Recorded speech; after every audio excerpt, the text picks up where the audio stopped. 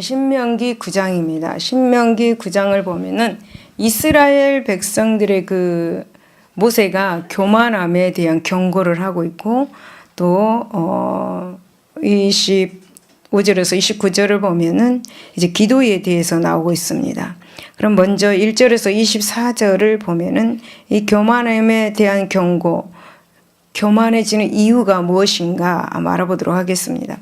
여러분, 한 개인이나 가정이나 그리고 국가를 막론하고 하나님의 후원과 보살핌이 없이는 결코 성공할 수가 없습니다. 또한 번영할 수도 없지요. 이 사실을 깊이 깨달았던 시편 기자는 이렇게 시편 127편 1절에서 이렇게 고백합니다. 여호와께서 집을 세우지 아니하시면 세우는 자의 수고가 헛되며 여호와께서 성을 지키지 아니하시면 파수꾼의 경성함이 호사로다 라고 그렇게 고백한 것을 볼 수 있습니다. 여러분, 이러한 사실은 이스라엘의 가나안 그 정복 전쟁 중에서도 여실히 증명이 되었습니다. 당시 이스라엘 백성들은 400년간의 예굽 그 노예 생활에서 벗어난 그런 당시였습니다. 그래서 훌륭한 무기도 그리고 잘 훈련된 그런 군사도 갖추어지지 않았습니다. 이뿐만이 아니라 40년간의 광야 생활, 그 방황 그 생활로 인해서 몸과 마음이 모두 다 지쳐 있는 그런 때였습니다. 이에 비해서 가나안 땅의 원주민들은 강력한 방어 부대를 구축하고 있었습니다. 그리고 적을 능히 압도할 만한 강한 무기를 또한 갖추고 있었습니다. 따라서 여러분, 객관적인 그 시각에서 볼 때에 이스라엘 백성들이 가나안을 정복한다는 것은 거의 불가능한 한 것이죠. 그러나 여러분, 이스라엘 백성들은 하나님의 약속대로 마침내 가나안 땅을 차지하게 되었습니다. 그런데 여러분, 이스라엘의 그 위기의 순간은 가나안 정복하기 전이 아니라 이제 정복 후에 있었습니다. 다시 말씀을 드리면 이스라엘 백성들은 하나님의 적극적인 후원으로 가나안을 정복하였습니다. 그런데 이스라엘 백성들은 이 가나안 정복을 그들의 힘으로 가나안 땅을 차지한 것이냐? 교만해질 그런 염려가 있었습니다. 이것을 모세가 그들을 보고 알게 된 것입니다. 따라서 여러분, 이스라엘의 지도자 모세는 정복 전쟁을 수행하기에 앞서서 이 같은 위험성에 대해서 엄히 경계하고 있는 본문입니다. 그리고 이런 경계로 인해서 출애굽기 32장 1절에서 6절에 이스라엘이 시내산 언약 체결쯤에 이제 시내산 아래서 벌어졌던 그 금송아지 사건, 우상숭배 사건을 다시 한번 생각하게 하였습니다. 이미 이스라엘 백성들은 그 사건으로 인해서 벌써 하나님의 벌을 받아야 마땅했습니다. 그렇다면 우리는 이 모세의 경고의 메시지를 통하여서 어떻게 하면 인간이 스스로 교만하여서 하나님을 그렇게 배반하게 되는지를 한번 살펴보도록 하겠습니다. 여러분, 1절에서 3절을 보면은 은혜를 망각할 때 교만하게 됨을 알 수가 있습니다. 이스라엘아 들으라, 네가 오늘 요단을 건너 너보다 강대한 나라들로 들어가서 그것을 차지하리니 그 성읍들은 크고 성벽은 하늘에 닿았으며 크고 많은 백성은 네가 아는 아낙 자손이라. 그에 대한 말을 내가 들었나니 이르기를 누가 아낙 자손을 능히 당하리요 하거니와 오늘 너는 알라, 내 하나님 여호와께서 맹렬한 불과 같이 내 앞에 나아가신즉 여호와께서 그들을 멸하사 내 앞에 엎드려지게 하시리니 여호와께서 내게 말씀하신 것 같이 너는 그들을 쫓아내며 속히 멸할 것이라 라고 그렇게 말씀합니다. 여러분, 이스라엘 백성들이 정복해야 할 가나안은 약 38년 전에 이제 가데스 바네아에서 정탐꾼들의 그 보고를 보면 이 가나안 땅은 성벽은 하늘에 닿을 정도로 어마어마했습니다. 그리고 가나안 땅에 있는 아낙 자손, 기골이 장대한 민족들이 버티고 있었습니다. 막강한 군사력을 가지고 무장된 가나안 땅이었습니다. 하지만 이스라엘 백성들 앞에서는 큰 힘을 발휘하지 못하고 멸망당하고 맙니다. 여러분, 이것은 이스라엘 백성의 탁월한 전투력 때문이 아닙니다. 그것은 순전히 이스라엘 백성들을 강력하게 후원하시는 하나님의 초월한 권능 때문이었습니다. 그런데 문제는 무엇인가? 바로 이스라엘 백성들이 가나안 정복의 감격에 자칫 하나님의 이 같은 은혜를 쉽게 잊어버릴 수 있다라는 것입니다. 그렇게 되면은 어떻게 되겠습니까? 그들 자신은 자연히 자신들이 이 전쟁의 실질적인 공헌자다라고 생각해서 교만해질 것이 자명한 일이었습니다.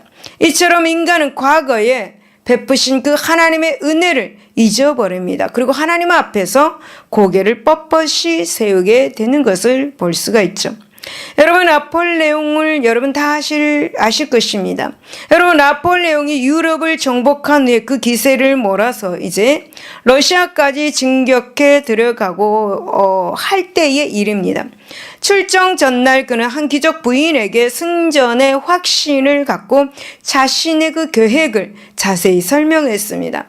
그것을 듣고 있던 그 부인은 인간이 계획 하나 이루신 분은 하나님이십니다 라고 조용하게 말을 해줍니다. 그러나 나폴레옹은 껄껄 웃으면서 부인, 모든 것은 제가 계획하고 제가 이룰 것입니다 라고 그렇게 거만하게 말을 합니다.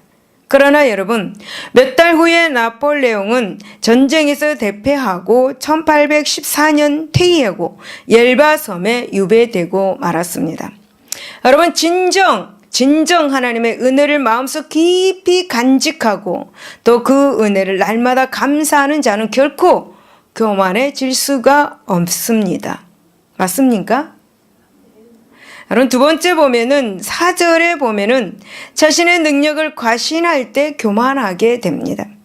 우리 스스로 우리 자신을 한번 생각해 봅시다. 4절 말씀에 내 하나님 여호와께서 그들을 내 앞에서 쫓아내신 후에 내가 심중에 이르기를 내 공의로움으로 말미암아 여호와께서 나를 이 땅으로 인도하여 들여서 그것을 차지하게 하셨다 하지 말라. 이 민족들이 악함으로 말미암아 여호와께서 그들을 내 앞에서 쫓아내심이니라 라고 그렇게 말씀합니다. 여러분, 군사 전문가들이 말하는 이 전략적 측면에서 볼 때에 공격하는 쪽에 군사력이 수비하는 쪽의 군사력보다 3배나 5위에 있을 때 승리를 예견할 수 있다라고 그렇게 말합니다.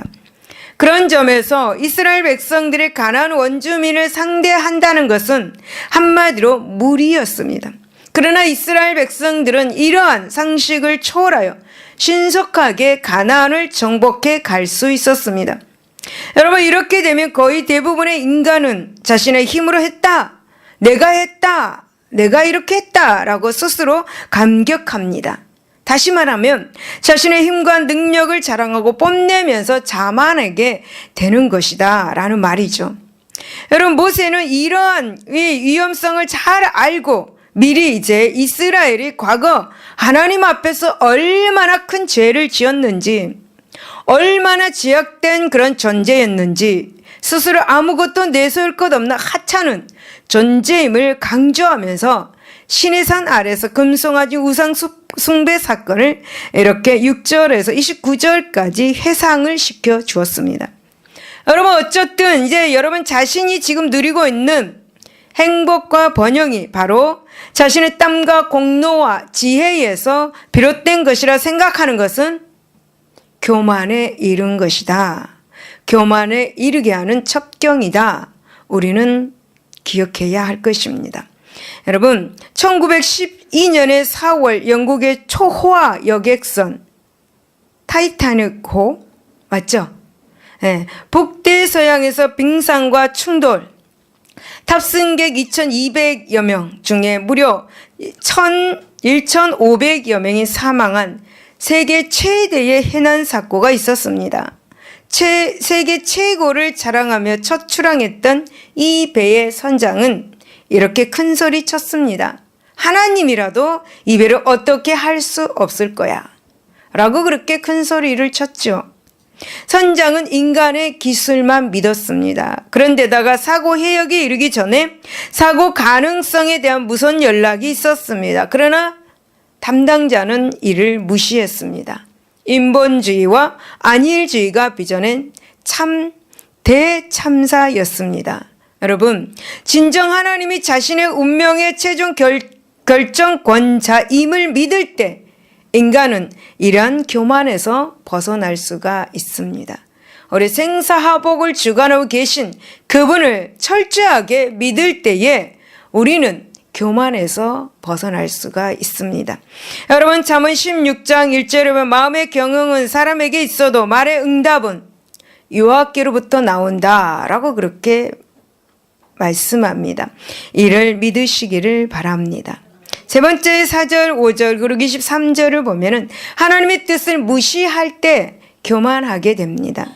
5절에 보면 네가 가서 그 땅을 차지하면 내 공의로 말미암음도 아니며 내 마음의 정직함으로 말미암음도 아니요 이 민족들의 악함으로 말미암아 내 하나님 여호와께서 그들을 내 앞에서 쫓아내심이라. 여호와께서 이같이 하시면 내 조상 아브라함과 이삭과 야곱에게 하신 맹세를 이루려 하심이라. 23절 보면은 여호와께서 너희를 가데스 바네아에서 떠나게 하실 때에 이르시기를 너희는 올라가서 내가 너희에게 준 땅을 차지하라 하시되 너희가 너희 하나님 여호와의 명령을 거역하여 믿지 아니하고 그 말씀을 듣지 아니하였나니 라고 그렇게 말씀합니다. 여러분, 가나안 땅의 원주민들이 이스라엘 백성들에 의해서 멸망하게 된 근본적인 이유, 그 이유가 있습니다. 그것이 바로 자신의 죄악이 하나님의 심판을 초래할 만큼 극에 달했다. 그것입니다. 그들은 아무 연고 없이 억울하게 멸망한 희생물이 아니었습니다. 자신의 죄 때문에 멸망당했습니다. 여러분, 창세기 18장 20절에 보면 소돔과 고모라 성에 대해서 나옵니다. 이 소돔과 고모라 성이 어떻게 되었습니까? 그들의 죄로 인해서 멸망했습니다. 그들이 스스로의 죄악이 너무나 관영하여서 도저히 하나님의 심판을 피할 수 없었기 때문에 멸망당한 것입니다. 이것이 바로 이스라엘 백성들이 가나안 땅을 차지하게 된 이유입니다. 가나안 땅에 죄가 관영했기 때문에. 여러분, 사실 이스라엘 백성들은 가나안 원주민들보다 하나도 나을 것이 없는 그런 제약되고 보잘것없는 그런 민족이었습니다. 하나님은 바로 그러한 이 이스라엘 백성들을 당신의 그 거룩한 뜻에 따라서 선택하시고, 내가 선택한 것이 아니라 하나님께서 그들을 선택하시고 죄가 많음에도 불구하고 그들을 선택하시고 그들에게 가나안 땅을, 가나안 복지를 허락을 하셨던 것이죠. 사랑하는 여러분, 진정 이스라엘 백성들의 이 같은 하나님의 거룩한 뜻을 이해한다면 그들은 결코 교만하지 않을 것입니다. 마찬가지로 우리가 교만하는 이유 중에 하나는 참으로 거룩한 하나님의 뜻을 무시한 채 자기 생각과 자기 고집을 앞세우기 때문인 것을 여러분 기억하시기를 바랍니다. 여러분, 우리가 매사에 형통하고 하는 일로 성공할 때 쉽게 만나게 되는 것, 장애물 무엇입니까? 그것은 바로 스스로 교만해지는 것입니다. 이러한 교만은 자신이 하나님의 자리를 대신하고 하나님이 받을 영광을 가로챌 때에 생겨납니다. 그렇다면 여러분, 이 교만에서 벗어나기 위해서는 어떻게 해야 한가? 먼저 하나님이 베푸신 그 은혜를 잊지 말아야 합니다. 그리고 자신의 그 능력과 그리고 자신의 그 과대평가해서는 안 되는 것이죠. 그저 자신은 하나님의 도움 없이는 살아갈 수 없음을 매 순간 고백할 수 있어야 합니다. 또는 어떤 경우든 하나님의 뜻이 무엇인지를 묻고 그 뜻을 앞세워서 살아가야 될 줄로 믿습니다. 진정 야고보서 4장 6절에 보면 하나님이 교만한 자를 물리치시고 겸손한 자에게 은혜를 주신다라고 말씀합니다. 잠언 16장 18절에 보면 교만은 패망의 선봉이요 거만한 마음은 넘어집의 앞잡이다라고 그렇게 말씀합니다. 사랑하는 여러분, 그러므로 우리는 하나님은 교만한 자를 물리치시며 겸손한 자에게 항상 함께 하시고 겸손한 자에게 은혜와 복을 베풀어 주시는 것을 믿으시기를 바랍니다. 할렐루야. 25절에서 29절을 보며 이제 이스라엘 백성들을 위한 모세의 중보 기도에 대해서 나옵니다. 어떻게 기도할 것인가? 여러분, 이스라엘 백성들은 하나님과 언약 관계에 있는 복된 민족입니다. 하지만 그렇다고 해서 그들이 하나님 보시기에 특출난 그런 백성이거나 하나님께 훌륭한 공로나 선행을 쌓은 백성이라고는 할 수가 없죠. 여러분, 사실 이스라엘 백성들은 출애굽기 32장에 하나님과 거룩한 언약을 체결하는 바로 그 시내산 아래서 하나님이 가장 싫어하시는 그런 가증히 여기시는 금송아지 우상을 세워놓고 그것을 숭배했던 참으로 형편없는 그런 백성이었습니다. 따라서 그들은 다른 여타 민족과 마찬가지로 하나님의 그 무서운 심판의 칼날에 쓰러져야만 했습니다. 그런데 바로 이런 절박한 위기 속에서도 그들이 살아남을 수 있었던 이유 무엇입니까? 그 이유는 그들의 생명을 지극히 사랑했던 지도자 모세의 간절한 중보 기도 때문이었습니다. 또 모세의 이 중보 기도를 들으시고 하나님께서 이스라엘 백성들의 생명을 보존해 주셨던 그 하나님의 은혜 때문이었습니다. 여러분, 모세는 이스라엘 백성의 그 구원을 위해서 여러 번 걸쳐서 자신의 생명을 내건 간절한 기도를 하였습니다. 오늘 본문은 바로 그러한 기도들을 종합적으로 요약해서 소개해 놓은 그런 부분입니다. 여러분, 우리는 모세의 기도를 살펴보면서 과연 어떻게 하는 것이 하나님으로부터 응답받는 기도가 되는가를 한번 알아보도록 하겠습니다. 첫 번째 보면 25절에 보면은 끈질기게 기도해야 합니다. 그때 여호와께서 너희를 멸하겠다 하셨으므로 내가 여전히 40주 40야를 여호와 앞에 엎드리고 라고 그렇게 말씀하며, 그러면 엎드리고 라는 말이 무엇입니까? 바로 기도했다라는 것입니다.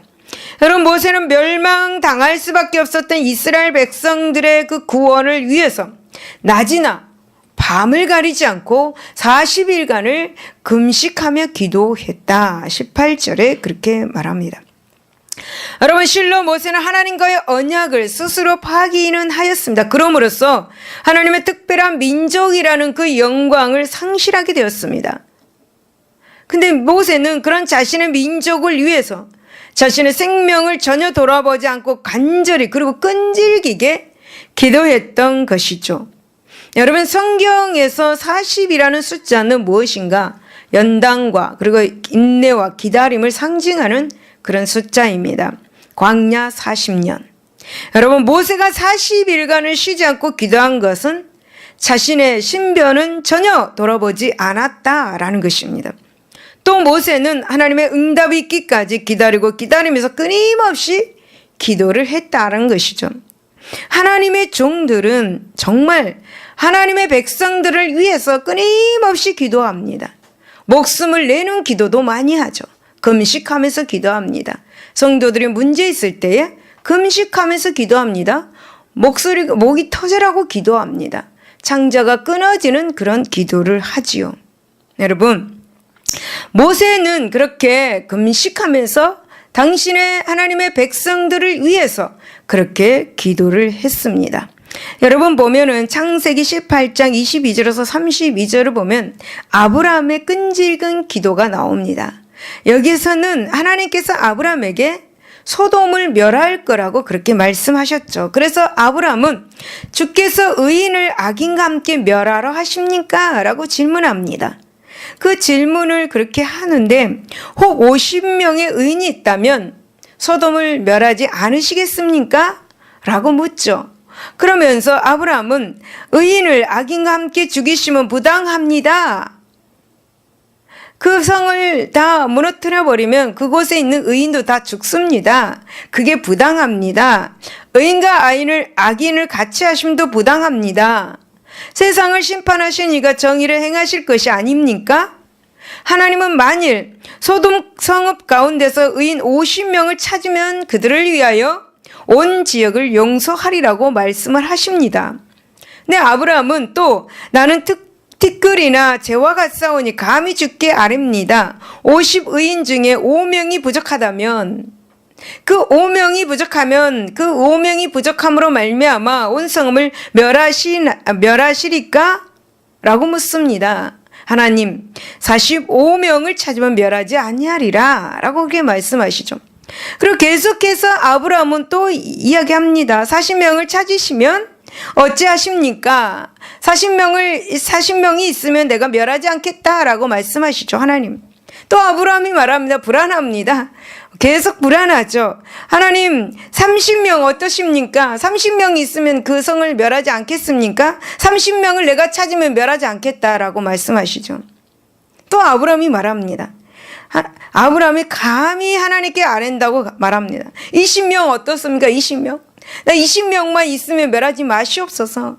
하나님 20명 있으면 내가 멸하지 않겠다 라고 말씀하시죠. 또 불안합니다. 이제 아브라함이 불안해요. 또 10명 어떻습니까? 10명만 있으면 멸하지 않겠습니까? 라고 그렇게 말할 때 하나님은 10명이 있으면 내가 멸하지 않겠다. 그 성이 10명이 없어가지고 불과 유황으로 그 성이 멸망이 되었죠. 여러분, 아브라함의 기도를 보면서 계속 끊임없이 기도. 하나님이 그렇게 말씀하시나? 네, 알겠습니다가 아니라 아니요 10명, 아니요 20명, 아니요 30명 계속 이야기를 하잖아요. 그렇게 끊임없이 기도를 해야 된다라는 것을 우리에게 가르쳐주고 있습니다. 여러분, 저는 우리는 기도할 때 희망을 버리지 않고 하나님이 말씀하실 때까지 인내하면서 끈질기게 기도를 해야 합니다. 여러분에게 무슨 소원이 있습니까? 한번 기도해가지고 그게 들어줍니까?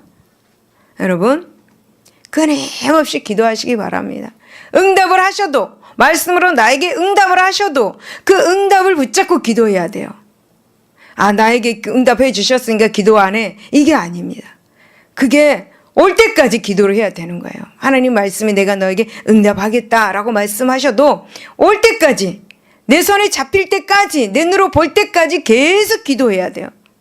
그래야 그 기도를 응답받을 수가 있어요. 최종 마지막 내 눈으로 볼 수 있는 것, 그것이 응답 아니겠어요? 내 눈으로 보지 않는데 그게 응답입니까? 내 눈으로 봐야 진정한 하나님께서 나에게 주신 응답이죠. 여러분, 우리가 끈질기게 믿음을 가지고 인내하면서 기도할 때에 하나님께서는 우리에게 응답해 주신다는 사실을 믿으시기를 바랍니다. 여러분, 26절에서 27절을 보면 하나님을 알고 그 약속에 의지하여서 기도를 해야 합니다. 여러분, 여호와께 간구하여 이르되 주 여호와여 주께서 큰 위엄으로 성량하시고 강한 손으로 애굽에서 인도하여 내신 주의 백성 곧 주의 기업을 멸하지 마옵소서. 주의 종 아브라함과 이삭과 야곱을 생각하사 이 백성의 언악함과 악과 죄를 보지 마옵소서 라고 그렇게 모세는 하나님께 간구합니다. 여러분, 모세는 끈질기게 기도하되 억지를 부리거나 그리고 자신의 감정만을 토로하는 철부지 기도를 드리지 않았습니다. 그는 무엇보다 하나님이 과연 어떤 분이신가를 분명히 이해하고 기도했습니다. 근데 보통 사람들은 철부지처럼 하나님께 기도하죠. 그런 거, 자신의 감정, 그거 갖고 막 한탄 뭐 이런 기도를 합니다. 가만히 들어보면. 그리고 또 뭐 고집 부리는 거, 고집. 하나님께도 고집을 부리죠. 나 이거 안 해주면 안 됩니다. 이거 저도 그렇게 기도를 하지만 그래도 선한 마음을 가지고 하나님의 뜻이 이루어지기를 바라는 마음으로 이제 그렇게 저는 기도합니다. 내 욕심을 채우지 않는 기도. 그렇게 하죠. 그러나 저는 그런 기도를 하면서 나중에는 이것이 내 원대로 마시고 하나님 원대로 해주세요 라고 그렇게 끝맺음을 하죠. 그렇다면 그런 끝맺음을 한다면 욕심으로 기도를 하는 것인가? 제가 생각할 때는 욕심으로 기도하지 않는 것 같습니다. 왜? 내가 이루고자, 나의 뜻을 이루고자 할 때 어떻게 마지막에 내 뜻대로 마시고 하나님의 뜻대로 해달라고 기도를 할 수 있겠습니까? 여러분, 우리가 기도할 때 실수하는 기도도 많이 합니다. 기도를 어떻게 하느냐에 따라서 응답이 빨라지고 기도를 어떻게 하느냐에 따라서 응답이 늦어지기도 합니다. 그래서 기도하는 방법을 우리가 알아야 돼요. 기도하는 방법. 여러분, 지금 모세는 하나님이 과연 어떤 분이신가를 알고 있어요. 그리고 그 하나님이 어떤 분인가를 알고 하나님께 기도를 하는 거예요. 즉, 모세는 하나님께서 이스라엘 백성들, 당신의 친백성을 삼으시고 강한 능력으로 그들을 애굽에서 이끌어낸 그런 분이심을 알고 기도했습니다. 이 민족을 버리시지는 않겠지. 그런 믿음을 가지고. 왜냐하면 하나님께서 애굽에서 이 민족을 이끌어내 주셨기 때문에 처음이고 나중이신 하나님, 알파 오메가 되신 하나님, 시작과 끝이 되신 하나님, 그분을 알고 있기 때문에 이렇게 기도하는 거예요. 그분이 꼭 나의 기도를 들어주신다라는 것을 알고 있기 때문에 기도를 하는 거예요. 여러분, 사실 기도의 대상을 바로 알고 기도하는 것은 기도하는 사람의 기본 자세입니다. 그래서 하나님을 모르고 기도한다면 좀 힘들어지겠죠. 하나님을 좀 잘 알고, 좀 잘 알고 기도한다면 여러분에게 빠른 시간 안에 그 기도가 응답되어질 것입니다. 여러분, 하나님의 성품이나 그분의 능력과 지혜를 이해하지 못한 사람이 어찌 하나님을 향해서 온전한 기도를 드릴 수가 있겠는가?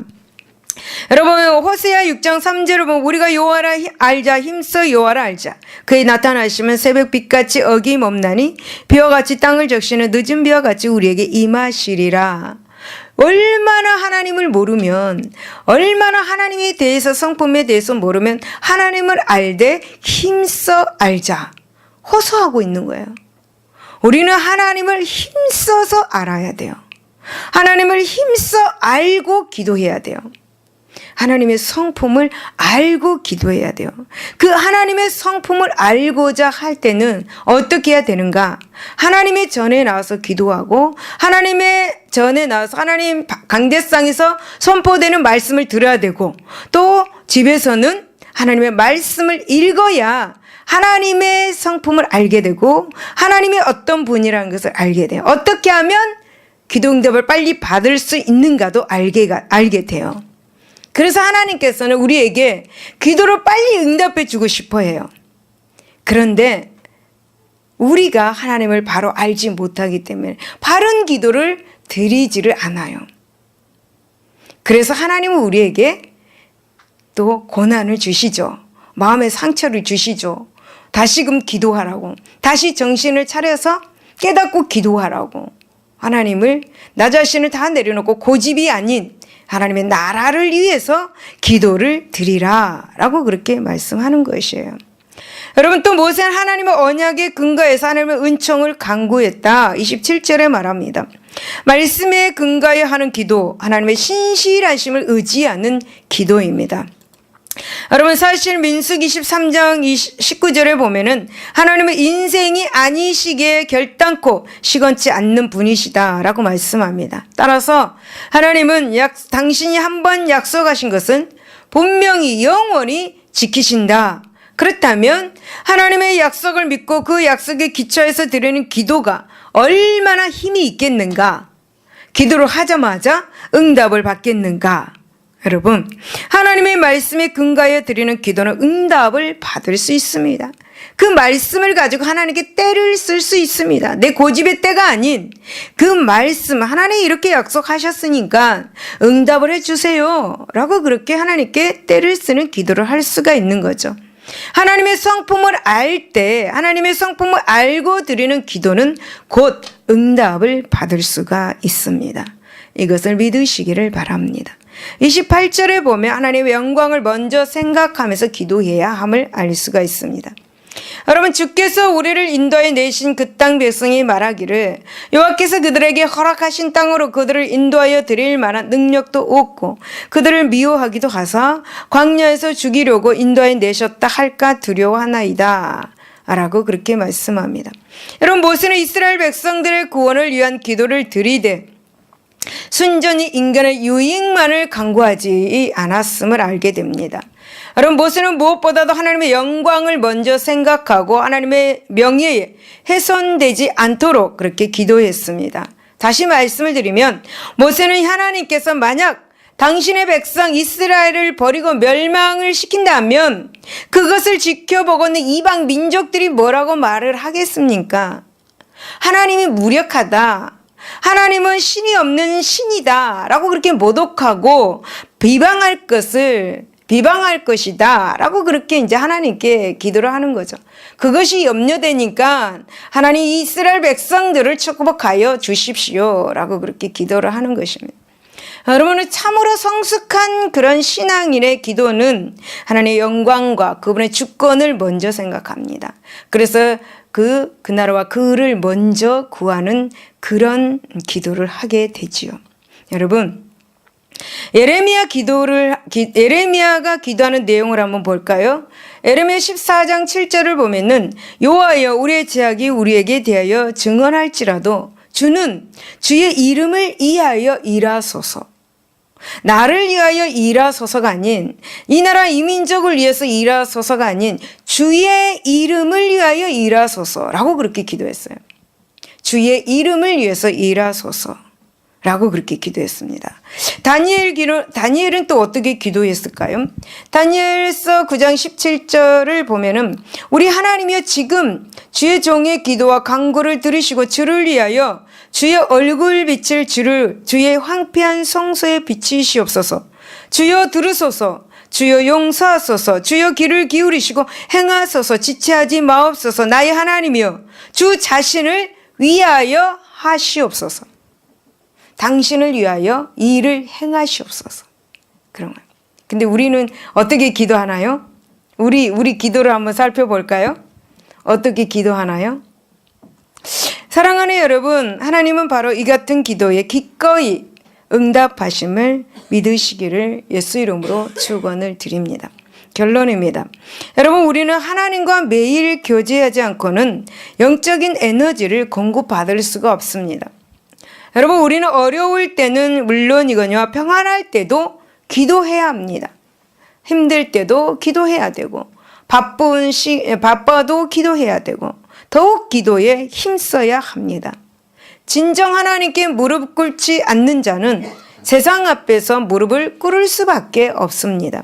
그런데 기도를 하되 마치 선언하듯 혹은 자신의 쌓은 감정을 풀기 위해서 넋두리하듯 기도해서는 절대 안 됩니다. 진정 우리가 하나님으로부터 응답받는 기도를 드리기 위해서는 끈질기게 진정한 기도를 해야 합니다. 또 하나님의 어떤 분이신가를 분명히 알고 그분의 말씀에 언약에 의지해서 기도를 해야 합니다. 또 자신의 욕심과 자신의 명예보다 하나님의 영광을 먼저 생각하는 성숙한 그런 기도를 드려야 될 수 있습니다. 드려야 될 줄로 믿습니다. 여러분, 우리는 이런 기도를 통해서 영적인 실력을 쌓아지고 세상을 이길 힘을 길러진다는 사실을 여러분 기억하시고 오늘 말씀대로 이러한 기도를 할 수 있기를 예수 이름으로 축원을 드립니다. 기도하겠습니다.